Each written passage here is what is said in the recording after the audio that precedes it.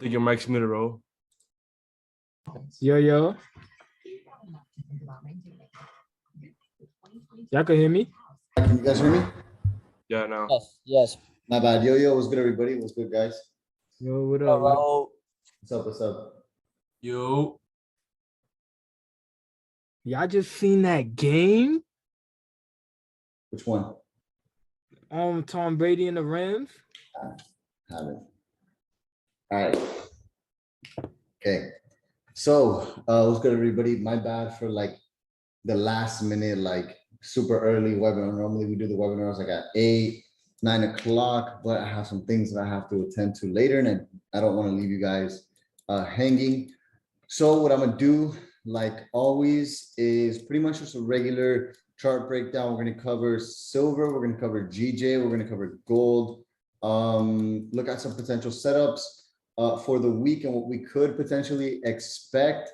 And then you guys can ask me any questions. We'll get the Q&A out of the way, and then I'll post the breakdown on the course. I'm guessing my Wi-Fi laptop. He's froze, right? All right, can you guys hear me?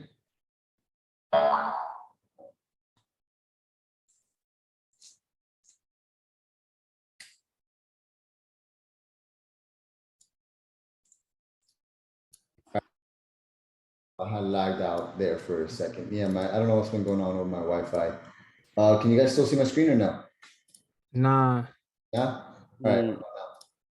Yeah, now yeah. Yeah. Just making sure. All right. So let me admit all these other people in. Cool.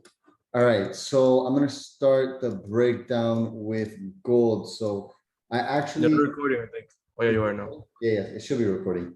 So I actually do have a buy position here on gold. Normally, I don't like holding trades over the week, but the setup was just too clean and I had to take the position. So pretty much when it comes down to gold, one thing that we were discussing last week's, I think, peer review session is that gold ended up breaking above 1830, which is this level of resistance that, you know, over the last few months, gold has been rejecting time and time again. We've seen a lot of selling pressure at this level of resistance. Now it actually seems that gold has actually broken above, and there's a lot of buying pressure. There's a lot of bullish volume here as well, where prices actually had a strong closure above on this day as well. So this was the confirmed break of 1830.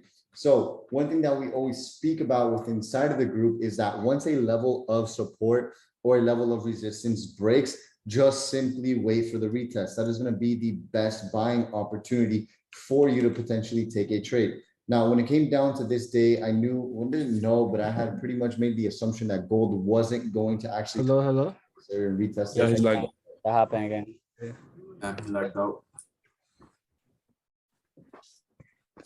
You guys hear me?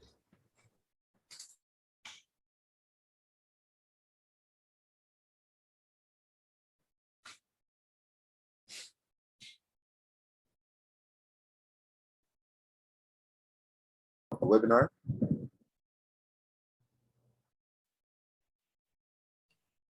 All right, can you guys hear me?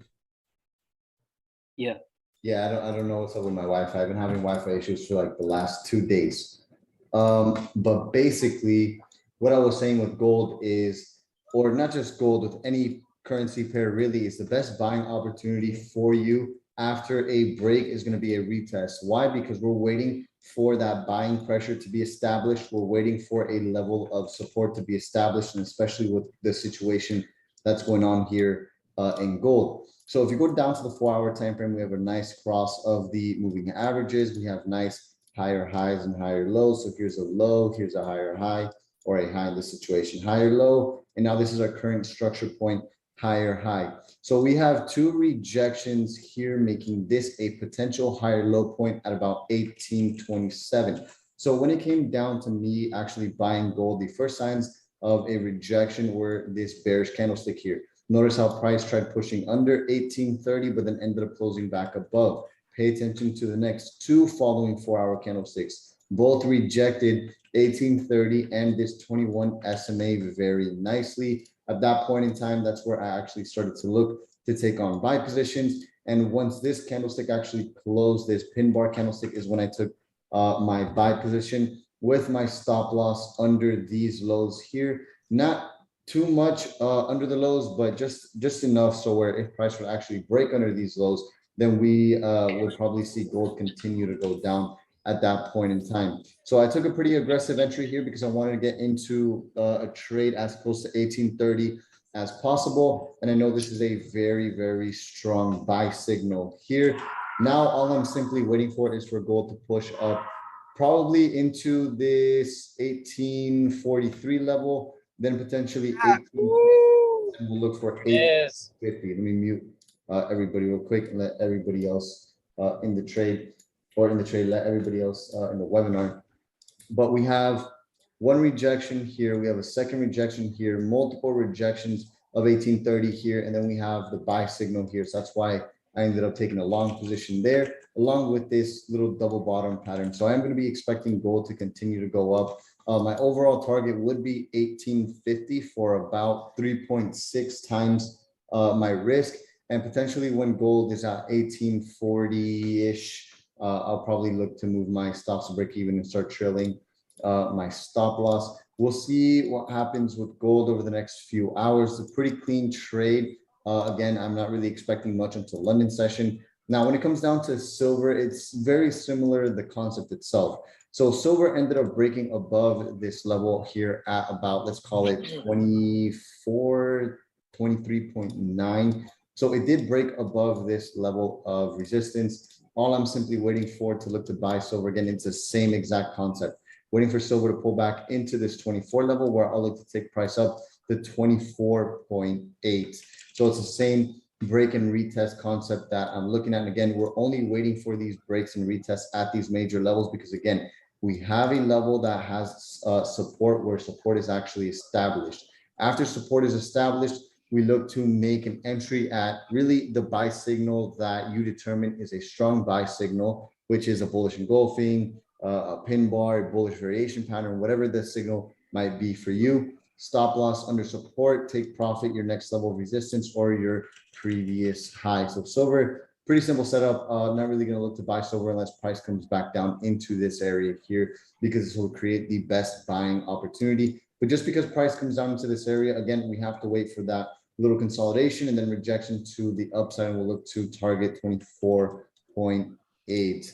Now, when it comes down to GJ pretty much went straight to 153,800, which is a level I've been paying attention to for quite some time. So GJ actually ended up breaking under 155 flat, which I'm going to be looking for GJ to pull back up into this 155 area where I'll actually look to continue to go short. Other than that, there's no real trade setup here on GJ because this is a straight impulse to the downside. So at this point in time, you could use a Fibonacci retracement tool, point A to point B. You could see that the 50%, not even the 38.20, really the 50% is in this area where I would like to look to actually go short. Now, why 155 is where I'm looking to go short? Simple, you look left. You always look at previous levels of structure. We have structure here, here, and then here. Notice all the rejections to this area. We can also zoom out and look at what happened previously with this level. We had a big reaction out of this level at one point in time back here in November. You look to the left a little bit more, you see some resistance as price is approaching 155. Then you look left a little bit more and you see all of this structure within this range. That's why I'm going to be looking to sell GJ at that area. I'm not going to be looking for a trade in between. Now it'd be a little bit of a different story if price continues to break and then retest this 153 level, where then I'll look to continue to go short back into the 152s. So GJ long term, based off of this weekly time frame, I'm going to be looking for price to come into this 152,500 range, where we will then wait and see what actually happens. We pay attention to the monthly. So far, it is rejecting these monthly highs. It is rejecting this monthly level of resistance. So I'm going to be looking for that on GJ. We had a very strong bearish closure also last week with GJ as well. So I'm going to be expecting for price to continue to trade lower. We might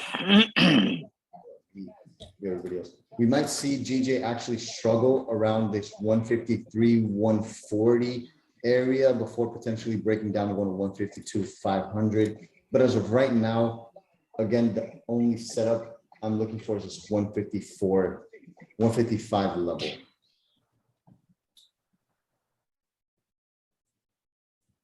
I'm guessing I lagged out again. So I don't know why my internet's garbage, but that sums up pretty much the breakdown. I apologize for the internet troubles.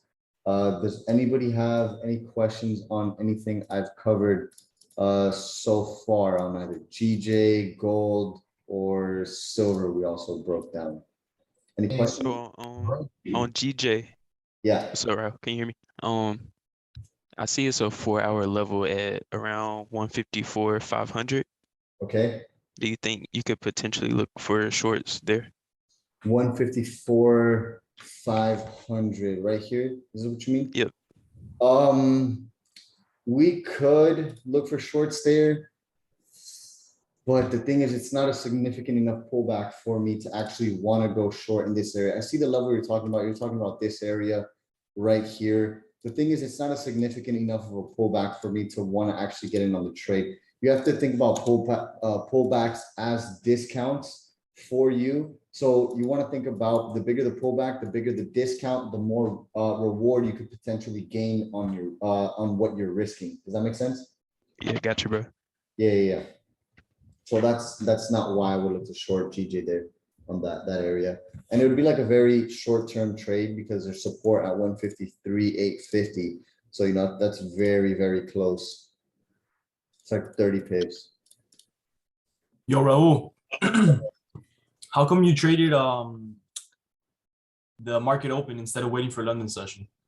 I actually traded the market close. Oh, okay. So you've been having that ever since market close. Yeah, ever since the market closed. I normally don't take positions around market close, but the setup was just so clean that all sessions really going to do is push price in my favor. Now I know price can come back down and probably consolidate around 1830 again, but the fact that we had 3 major rejections being here, and then here, plus I got my buy signal right on 1830. Was confirmation enough for me to actually want to take the trade. Plus, I'm in profit almost what I risked. I'm in profit like 30 some pips. So, you know, it's a 1-to-1 risk reward ratio. I've hit that already. I could close the position if I really wasn't confident enough in the trade. But I do see the trade pushing up to about 1843. And if it breaks that area, we'll go to 1850. So I'm going to wait and see how that actually plays out. Have about a stop. Would you recommend like if you see a setup that you've been waiting for and it's at a different session, like would you recommend taking it or just waiting for the session, your actual session, like the trading session that you trade? Well, since we're not scalping and we're not solely relying on volume, except we're looking for like an overall move, right? And these setups take longer to play out. Ultimately, it's up to you. And you've got to make that decision as a trader. As you could see, I took a trade a little bit before market closed. So really it's up to you and how clean the setup is. You know, if you have a pretty good understanding of stop loss placement and target placement, you know, you just got to look at the pros and cons. Because also what could happen to me is that gold comes down, hits my stop, and it comes right back up, consolidates, continues to trade higher. And I could have avoided taking a loss here. Again, it just comes down to pros and cons. To me, the setup is always going to be more important than session. For sure, yeah, because of the intraday, it's more intraday. It's Yeah, not scalping. yeah, I'm not really scalping.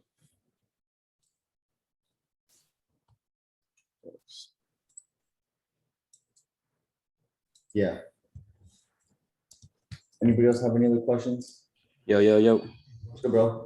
Yo, when it comes to GJ, can you see like a pullback to like the 155? Not exactly 155, but like to the around the 155 area. Yeah. And then anyway, going short. Yeah, that's where I'm looking for GJ to pull back into this like 155 area. Yeah. Okay. But Yeah, we that's what also have this with the SMA. all right, for sure. Yeah, that's what I'm gonna be waiting for on GJ. Bro. Yeah. Any other questions? Yeah, Raul, I have a question. Yeah. For your targets, do you set your targets based on the time frame that you took your entry, or more on like overall zones? Mainly the zones. Okay. And let's say you take an entry on the 30-minute or the 1 hour, and your target it's on the based on the daily time frame. How do you place your stop loss? Oof, you would have to place it under the daily lows. Under the daily lows? Okay. Yeah. Okay. Perfect. Thank you. Yeah, no problem. Anybody else have any other questions? Yo, can you break down GU real quick? I mean, GU, I haven't traded GU in a while, but I mean, just looking at GU, start on the weekly. On the weekly, there's a big bearish engulfing off of this 50 SMA. And one thing we were talking about, I think the last time I looked at GU was to see if GU could actually pull back into this level of support here, where we could look to take a buy position back up. If you go to the daily time frame, we have a huge impulse on the daily, but we could see a bigger move back down to 1.343, which is this other level of support. Because if you look at it, this isn't really significant here on this daily time frame. So GU could potentially keep going down. This market structure right now is very bearish. It is making lower lows and lower highs, as you could see here. So currently GU is at a lower low point. So unless this structure actually changes, I would continue to look to go short. Or if you're looking to buy, then I would be a little bit more conservative in this situation. Look for that break, that retest, and then look to take price higher at that point in time. Other than that, I would maintain a short bias where I would look for GU to pull back into this black horizontal line, which is a level of support and resistance, where you could see GU come back into this next level over here. So that's what I would wait for on GUs. If you mean, you just gotta look left. It should look clean. Appreciate you, bro. Yeah. Anybody else have any other questions? Yo, Raul, I mean, I have another one right here. So when you were starting off, I guess like your first 2 years, like how many hours would you back test for?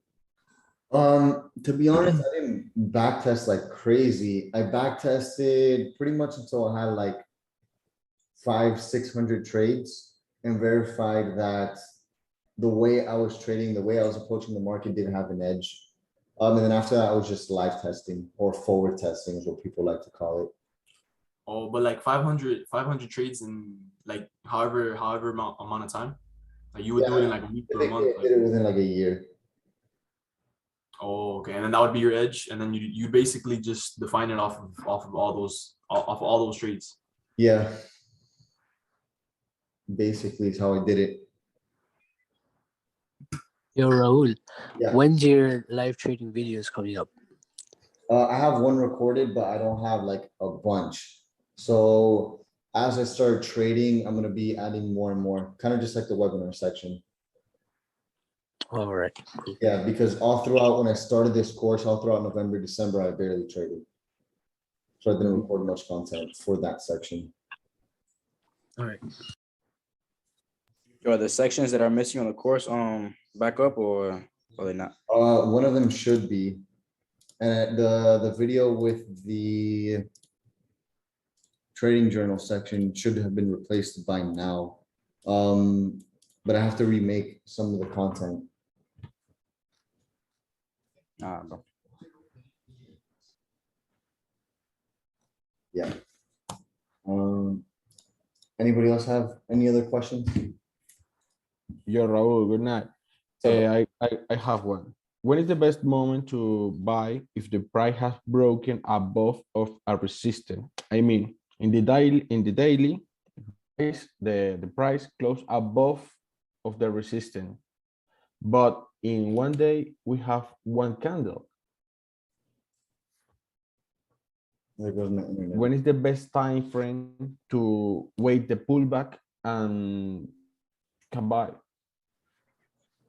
So you got to remember with the daily time frame, right? You have to wait for a confirmed break. You have to wait for the first candle to close above. Then you have to wait for another candle to close above resistance for that confirmed break. So then the third candle will typically be the pullback back into your zone. Then the fourth daily candle will be the rejection. If typically that's what happens here. So you take the example on gold, let's call it. So we have the first candle, which closed above, right? You have the second candle, which closed above as well, which is the confirmed break. Then you have the third candle, which is the pullback into the zone, and the rejection candle. Then this candle potentially could be the continuation candle. Or this candle could also be consolidation candle. And the next day could be the continuation candle. I mean, typically you have to wait for this candle to break above, then that's a confirmed break. Because what can happen is something like this, right? Let's just pretend like this is up here, right? You have a candle close above resistance, the next one closes right back under and it's rejected. Does that make sense? Yeah. That was a mistake for me because I wait to the price break above of the resistance, wait to the next day and make a buy. But sometimes the price doesn't continues to trade high. I mean, Yeah. I fail.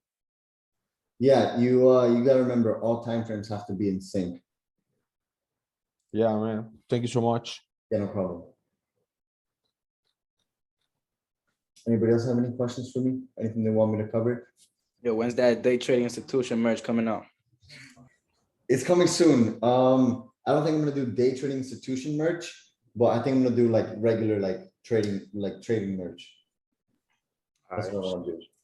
Some hoodies, some shirts, boy. I'm down. Facts. Yeah, we need to use that when we go into May, when you go down May. FX Summit. Yeah, brother. Yeah, Let's I go. want merch for the summit for you guys. So Facts, all of my students who go to the FX summit, you'll get a free t-shirt. Can we meet you there, Raul? Of course, I'll be at the FX summit. All right. I'll be at the FX summit. Yeah. Any other questions, guys? Can you just pull your GJ chart up real quick? You don't have to say anything. Can you just pull it up? All right, thank you. Yo, where's the new YouTube video coming? Is that what it was? You wanted to see my levels? Yeah, the one that you said it's gonna pull back to, the 155. You said that area. I didn't know if you meant the exact, because I have like a line like in that area as well. But I wanted to see how far you thought it was gonna pull back. Yeah, I would like to see it pull back 155 for me to really want to short. Yeah. So there's another one. Can you drop down to the, let's say the 1 hour? Yeah. Okay. Like you see, right before it broke and like this started melting, like the past week. Like, you want to zoom in? Yeah, you had said that okay. Here, where? How do I explain this? Because there was one part where you said it was gonna pull back, and I thought it was gonna pull back further, and you ended up like coming down and then hit like that resistance line, and then it went back and pulled up even further. So yeah, you could have profited off of it going to that actual level, but then it eventually pulled back up further than what I thought it was going to be. So that's why I kind of got thrown off. Okay. Yeah. It's not that I see GJ. It's I would like. What was this? How the fuck am I charge the switch? I would like to see GU pull back into 155 before I look to short. Okay, cool. Yeah.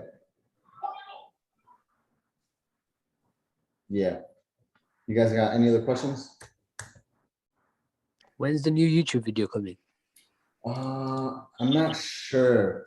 Right now, I'm in the process of hiring a full-time videographer so I could do more YouTube videos. Probably this week, I'll probably do like I don't know, maybe like live trade breakdown. I just withdrew a lot of funds from a brokerage. I'm going to put it into a new one when the support team opens up. So I'll let you guys know if everything goes well. I'm going to test it, do a little withdrawal, and then I'll let you guys know. The new video is gonna be with Habibi. Huh? Habibi gonna be in the new video. Nah. He's cool though. He's a cool guy. Yeah. You guys got any other questions? Anything you guys want me to cover? Hey Raul, on the Discord, where do we send that email confirmation for our account? Because I tried replying to the day trading team. It says I can't send my shit. Worst case scenario, just email the team, which is info@daytradinginstitution.com. Alright. Yeah. Thanks. Yeah. Cool. All right. So you guys got any other questions? Anything you guys want me to cover? Quick question, real quick, Raul. Do you calculate silver's pips like gold? Yeah, you pretty much just move the decimal point over. So like on gold, what I do is, let's say my target is 1800 pips. It's actually 182.24 pips. You just move the decimal point over by 1. So in this situation here, right, this is 510 pips. Yeah, this is like 551 pips. Then this is also 551 pips. You just Okay, literally thanks. move the decimal point over. Because I 1. tried to do it on my FX book to do it fast, but it was like throwing me off. Actually, I'm gonna drop an indicator later on in the chat so you guys could use. It's a position size calculator, which I think the video should be up on the course already. I made a video on it. If not, I'll check again. Yeah, but it's a position size calculator indicator, so you could do everything on the fly.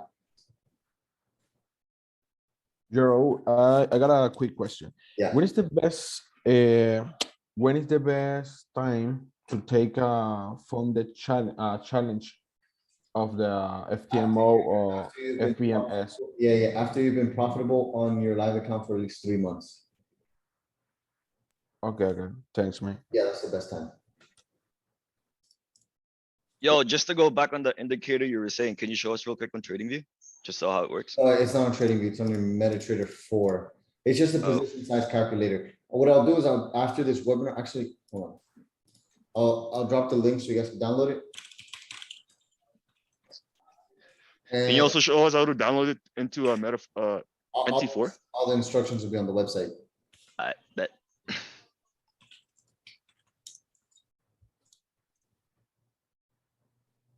So let me find it. Okay.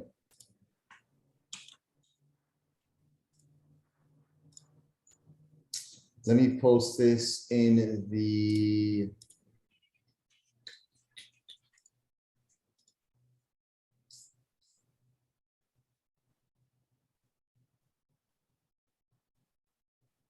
where should I post this?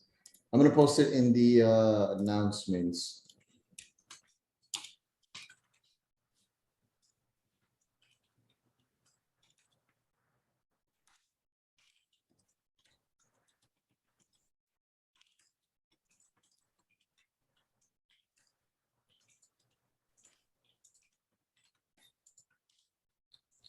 Okay. There you guys go. So you can just go on their website, here, and it gives you all of the instructions on, what everything does, what everything is. I'll make a video on it. I already have a video on it. It should be up on the course by now. Yeah, but this is a great indicator. It's pretty much a position size calculator indicator. I've used this one in the past. It's a great indicator. Works very, very well. Does it work on mobile too? No. Only on your actual computer. Yeah. Anybody else have any other questions? Hey Raul, I got on the call a little late. Did you do a NAS breakdown yet? No, I didn't. I don't really trade NAS like that though. What I'm basically waiting for is it to because it hit a support level, a daily support level, you could say, at 14,420 on Friday. Okay. So I'm pretty much waiting for it to pull back up somewhere into my next area of resistance I see is 14,650. And then if it breaks that, I'm looking for it to come back up into 14,830 area so I can go short again, just if it holds. But just wanted you to do a breakdown real quick. just to see if I see the same thing that you're seeing. I mean, it doesn't really matter what I see. What's more important is what you see, because we're never gonna see the same thing. Right. You know, looking at this daily level, the rejections at this level, look at this last rejection here. I'm looking to buy. If I were to be trading, I'd wait for some form of a double bottom after the NYSE open at around 10 o'clock. Look for that double bottom, look to buy. Maybe like a complex type of pullback, but look to buy on the pullback along those lines. Just because of the level it's at. Look what happened last time NASA was trading at this level. Price went from 14,000 to, what is this? Its highs of 16,000. So I'd be looking to buy for at least short term, just because of the way the weekly is forming, the monthly as well. Okay.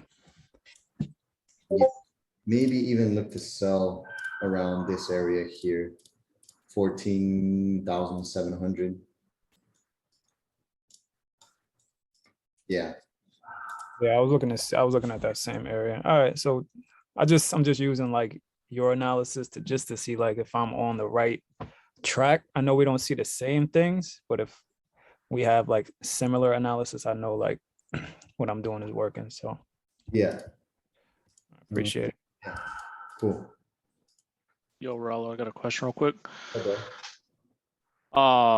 So this happened on Thursday. I'm just trying to see if I'm trying to work on my entry signals and candles on GJ. So on the 4 hour, there was a bearish engulfing, and I didn't get it on the trade because I was trying to see if it would retest that zone between 154, 874, and 155.